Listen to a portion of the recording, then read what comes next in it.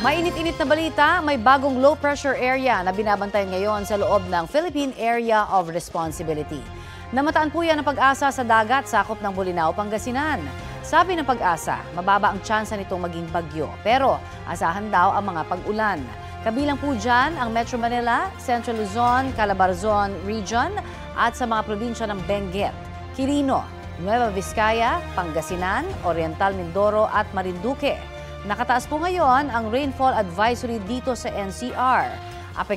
Apektado rin po ang Tarlac, Cavite, Zambales, Pampanga, Nueva Ecija, Bataan at ilang panig ng Quezon, Bulacan at Rizal. Tatagal ang rainfall advisory hanggang pasado alas 12 ngayong tanghali. Ang LPA naman na nasa Southern Luzon nalusaw na o nag-dissipate na. Ulang dulot naman po yan ng Intertropical Convergence Zone ang aasahan sa ilang bahagi ng Mindanao habang posible ang mga local thunderstorms sa iba pang panig ng bansa.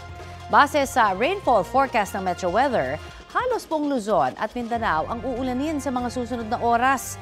May ulan din po sa ilang panig ng Visayas. Posible ang heavy to intense rains na maaari magdulot ng baha o landslide.